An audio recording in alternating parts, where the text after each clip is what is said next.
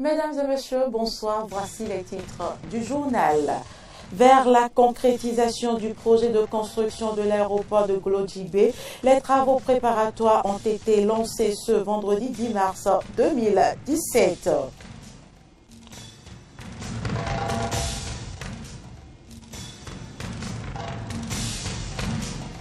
L'ouverture de la deuxième session extraordinaire de l'année 2017 n'a pas eu lieu au Palais des gouverneurs à Porto Novo ce jeudi et pour cause, le quorum n'était pas atteint. Le président nigérien Muhammadu Buhari est rentré ce vendredi matin au Nigeria, mais laisse pour un temps indéterminé la gestion du pays à son vice-président.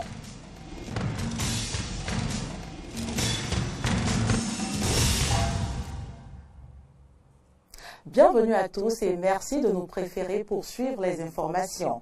Cérémonie de lancement des travaux préparatoires dans le cadre de la construction de l'aéroport de Glodjibé ce vendredi 10 mars 2017. Elle s'est déroulée devant l'arrondissement de Glodjibé en présence des ministres du gouvernement dont celui des infrastructures et des transports. Mori Agua et Fréjus Sofiossi pour le compte rendu. Le projet de construction de l'aéroport de Glodjibé date de 1974 et s'étend sur 3028 hectares. Cette cérémonie qui marque le lancement des travaux préparatoires sous le gouvernement de Patrice Talon a connu la présence de 4 de ses ministres, du préfet de l'Atlantique, des maires des communes d'Abomey-Calavi, de Toribocito et de Zé, des chefs de village, chef de collectivité était couronné. Le chef d'arrondissement de Glodjibé est le premier à prendre la parole au nom des chefs d'arrondissement concernés par ce projet. Les populations des villages situés dans l'emprise de l'aéroport, tout en saluant cet événement heureux, se sentent inquiètes. L'une de ces doléances est le maintien des villages situés dans l'emprise de l'aéroport sur une bande d'1 ou 2 kilomètres à partir de la route interétat numéro 2. Le gouvernement de la rupture devra se prononcer officiellement sur le maintien ou le relogement des villages concernés, levant ainsi le voile qui permet encore à certains individus de propager le doute quant à la sincérité des autorités. Au nom de ses pairs de Toribocito et de Zé, Georges Bada, maire de la commune d'Abomey-Calavi, a remercié le gouvernement. C'est Abomey-Calavi révélé, c'est Zé révélé, c'est Tori révélé. Nous sommes contents pour ce projet qui verra réellement le jour. Le maire de la commune d'Abomey-Calavi rassure. Au nom des populations, je voudrais rassurer qu'il n'y aura pas de problème. Nous allons résoudre les problèmes. Et comme on disait pendant la Révolution, qui est podéo, mina biba, qui est todéo, mina sou. Pour le préfet de l'Atlantique, il ne s'agit plus de rêve. Pensez-vous, frottez-vous les yeux. Ce n'est ni un rêve, ni un canular. Le jour le plus long a fini par se faire jour. Longue, très longue fut l'attente pour les uns et les autres. Le préfet a abordé entre autres les avantages de ce projet. Un projet qui va transfigurer tout l'Atlantique en termes d'urbanisation, en termes de création d'emplois, en termes d'essor économique et va impulser le développement de tout le Bénin.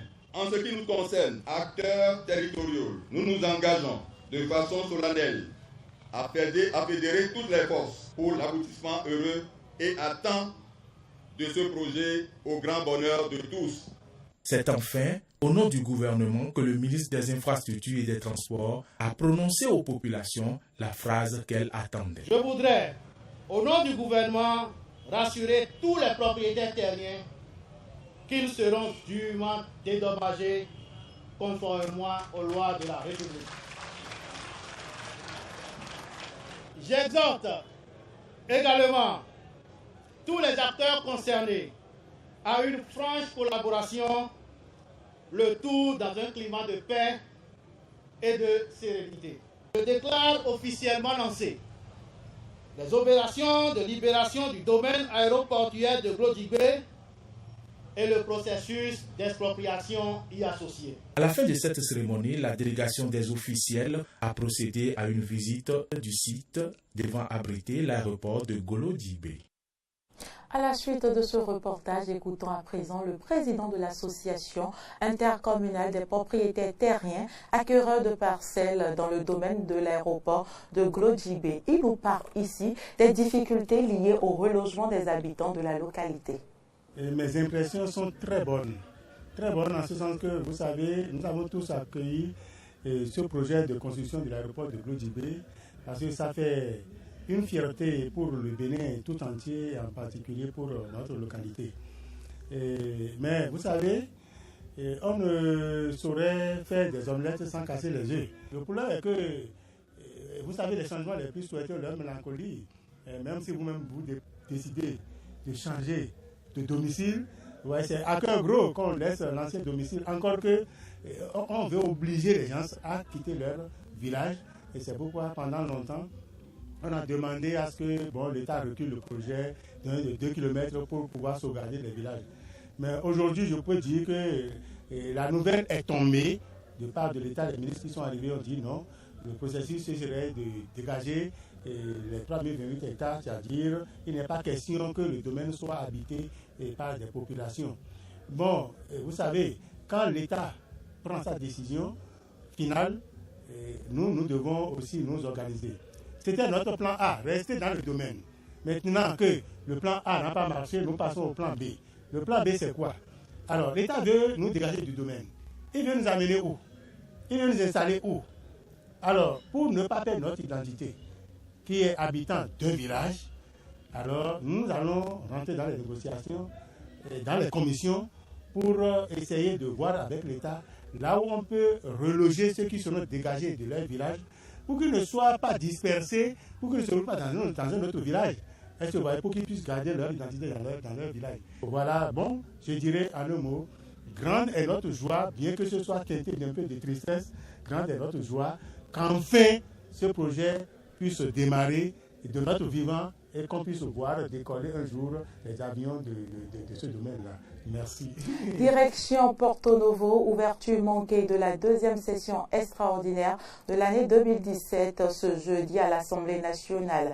Les parlementaires béninois ont tout de même suivi un atelier de la mission du travail de l'Organisation des Nations Unies pour l'alimentation et l'agriculture FAO sur la mise en place d'un programme d'assistance pour la sécurité alimentaire et nutritionnelle. Le représentant de la FAO au Bénin apporte ici des précisions.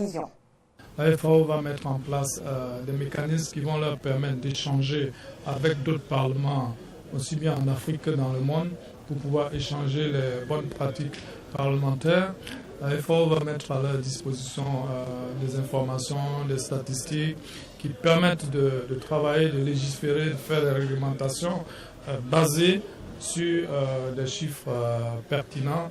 Donc pour nous, il s'agit d'aider les députés à être beaucoup plus performants dans ce domaine. Et c'est un complément à ce que nous faisons avec le gouvernement, où nous travaillons aussi sur l'élaboration des politiques, les plans nationaux d'investissement agricole, la mise en œuvre des programmes. Donc c'est le tout ensemble qui va être un accélérateur des programmes de développement, des programmes de sécurité alimentaire.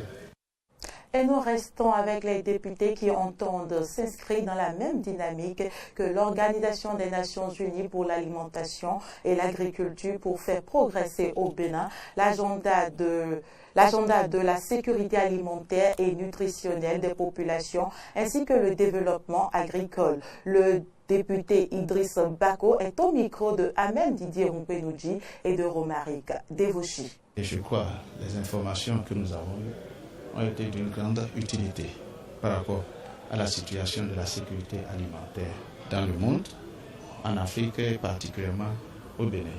Aussi par rapport à la question de la malnutrition. Et cela a montré aux députés béninois comment nous sommes interpellés pour que on puisse avoir une législation performante permettant à nos populations de pouvoir s'alimenter sur la base de la nourriture saine, c'est-à-dire des aliments sains, aussi bien les aliments qui sont importés que les aliments qui sont produits sur le plan national.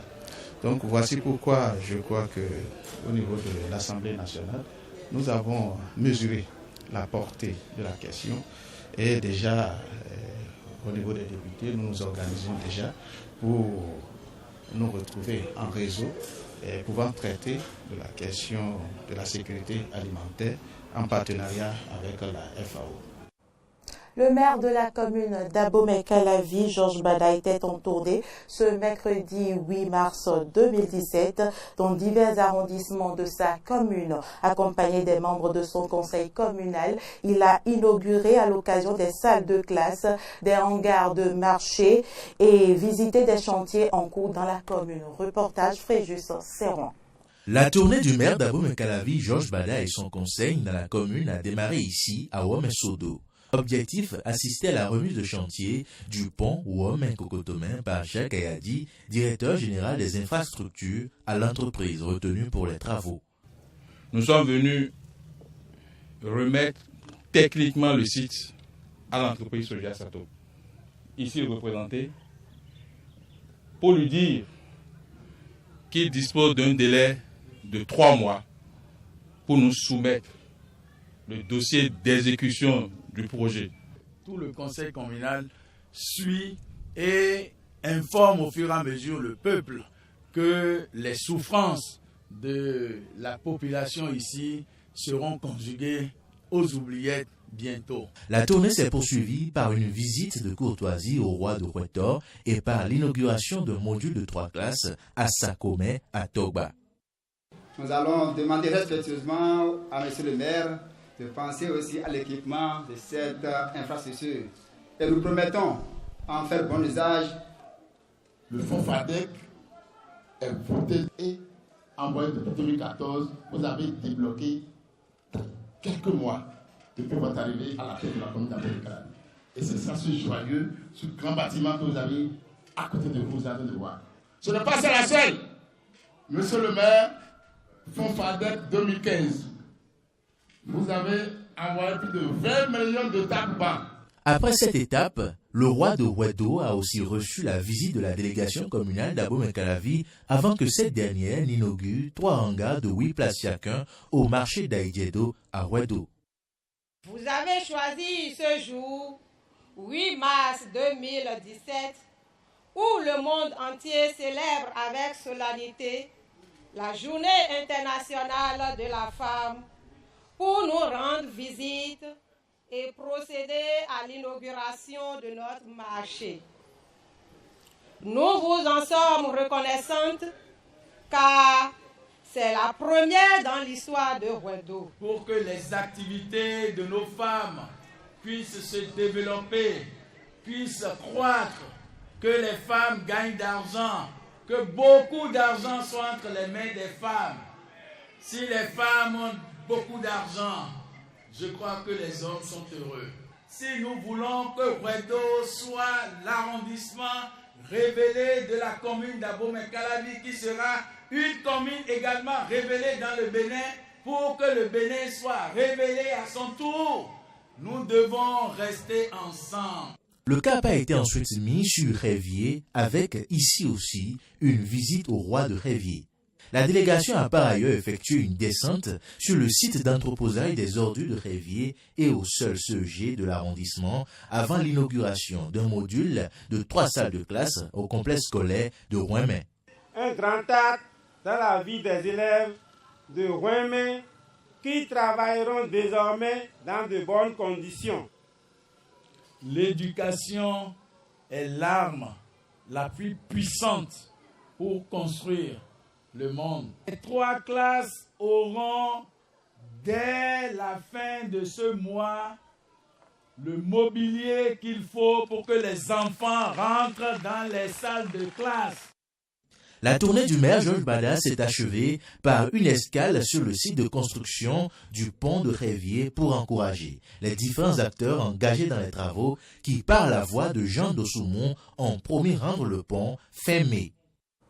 Au-delà de nos frontières, officiellement en repos médical depuis 2 mois, en Grande-Bretagne, le président nigérien Muhammadu Buhari est rentré ce vendredi matin au Nigeria.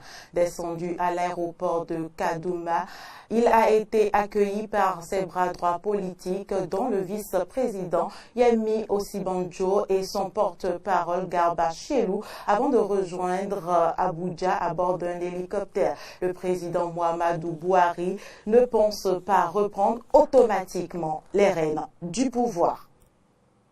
Actualité politique en France, le candidat des Républicains à la présidentielle, François Fillon, a défendu jeudi soir à Besançon la création d'un nouveau type d'établissement scolaire indépendant et innovant dans les zones en difficulté. Selon lui, ces écoles permettent de scolariser des enfants qui étaient harcelés, des enfants ayant un trouble de l'attention, des enfants issus de l'immigration et qui croient au mérite, des enfants en total échec scolaire dans un système traditionnel. Suivez plutôt. Je dis aux chefs d'établissement et aux enseignants mon plein soutien.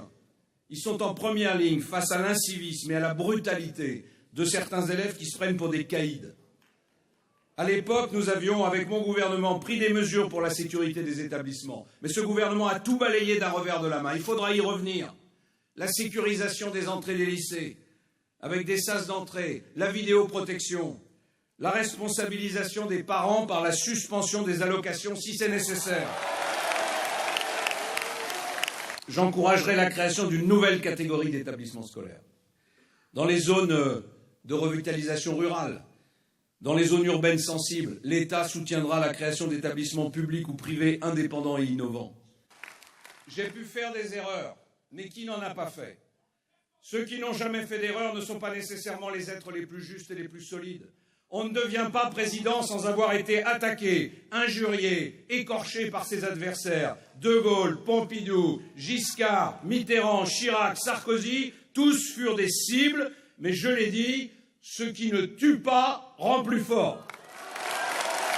Je suis assez bien placée pour dire qu'il est là pour améliorer beaucoup de choses et c'est vraiment important de voter pour lui.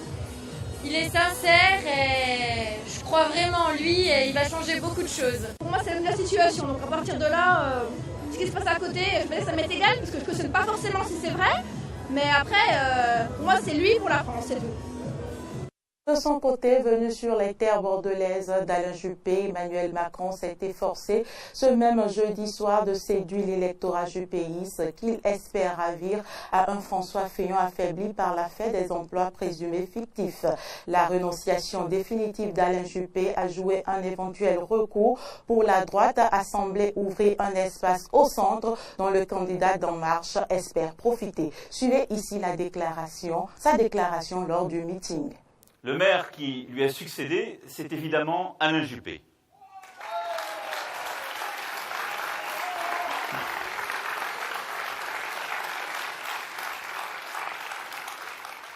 Alors, nous avons des différences.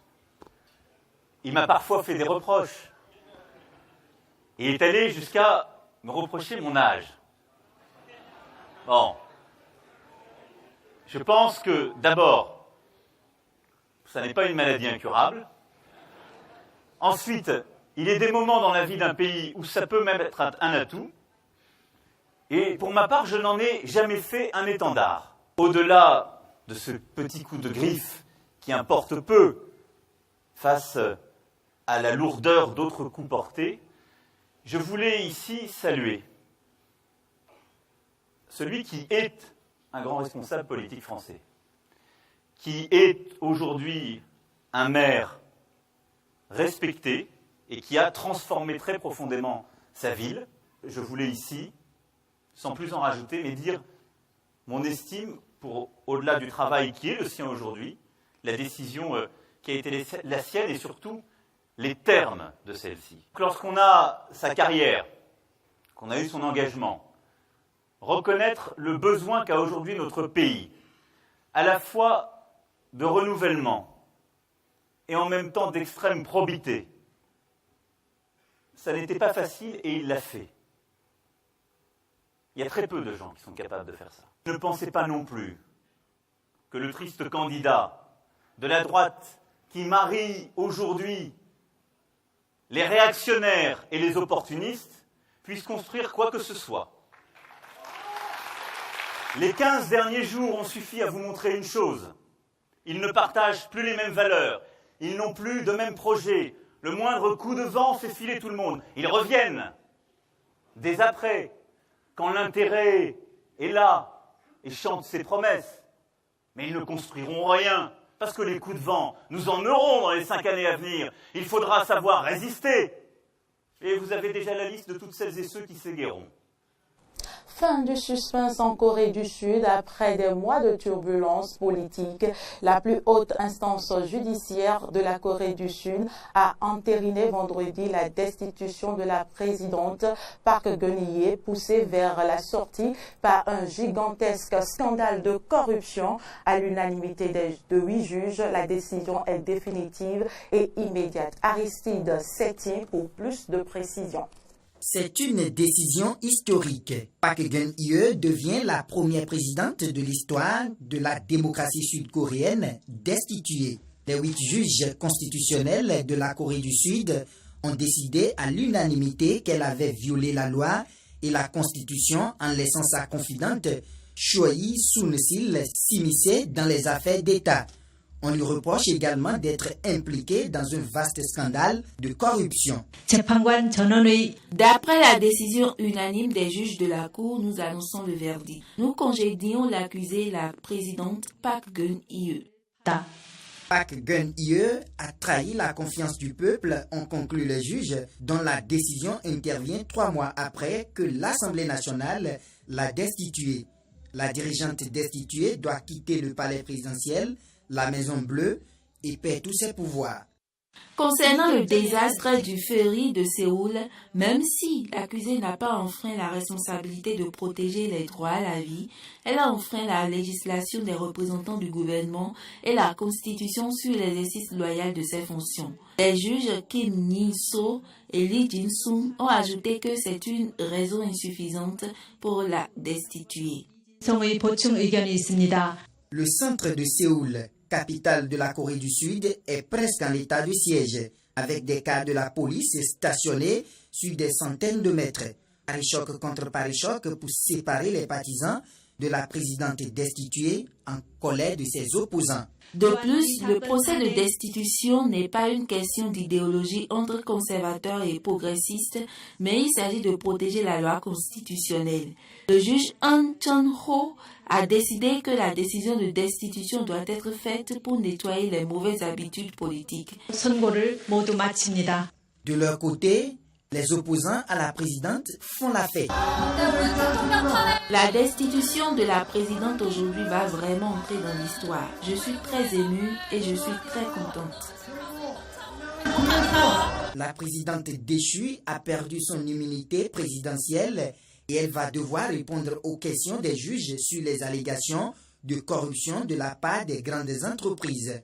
Fille de l'ancien dictateur Park Geun-hye, elle était devenue en 2012 présidente de la Corée du Sud. Une Corée du Sud qui doit désormais tourner la page de sa gestion du pouvoir, interrompue en décembre 2016 par une destitution puis confirmée par la Cour constitutionnelle. Une présidentielle anticipée devrait avoir lieu le 5 mai prochain. En attendant, Kyo-han devrait continuer par diriger le pays. Sur tout autre registre, l'indignation était vive jeudi à Guatemala au lendemain de la mort de 33 adolescentes dans l'incendie d'un foyer pour mineurs dénoncés pour des mauvais traitements et des abus sexuels. Une tragédie que des pensionnaires sont soupçonnés d'avoir provoqué. 3 jours de deuil national ont été décrétés par le président Jimmy Morales. Certains manifestants et proches des victimes décrivent le drame. On les écoute. Peut dire, nous sommes des femmes et on ne peut qu'être contre ce qui se passe. Ça ne peut pas rester ainsi. Nous sommes fatigués.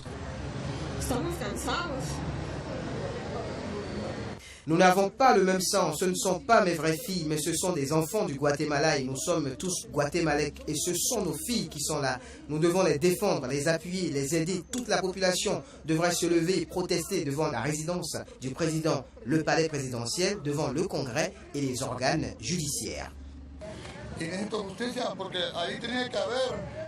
Je demande justice parce que quelqu'un aurait dû leur ouvrir la porte quand le feu a commencé là où elle était. Je demande justice parce qu'il y aurait dû y avoir des policiers pour leur ouvrir la porte aussitôt que le feu a pris. Les forces irakiennes avancent dans Mossoul-Ouest. Les autres forces de sécurité impliquées dans l'offensive lancée le 19 février pour reprendre la partie ouest de la métropole du nord de l'Irak, dont la moitié orientale avait été reprise fin janvier, consolidaient leurs gains de derniers jours. Reportage. L'État islamique recule encore à Mossoul. Les États-Unis se renforcent en Syrie. Parmi les centaines de milliers de civils toujours présents à Mossoul-Ouest, seuls quelques 50 000 ont réussi à fuir et rejoindre des camps de déplacés selon l'Organisation internationale pour les migrations. Les djihadistes défendent leur dernier bastion irakien sans leur chef Abu Bakr al-Baghdadi, qui est vivant mais a quitté Mossoul selon un responsable américain.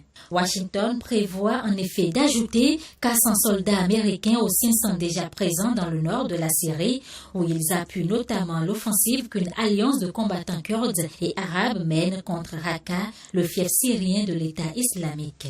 L'administration Trump est actuellement en train d'examiner le plan pour vaincre l'État islamique que le nouveau président américain avait demandé au Pentagone peu après son entrée en fonction. L'Observatoire syrien des droits de l'homme a par ailleurs rapporté que 23 civils avaient été tués jeudi dans un village du nord du pays dans des raids présumés de la coalition internationale anti-djihadiste que Washington dirige. Et c'est tout pour cette édition. Merci de l'avoir suivi. À demain.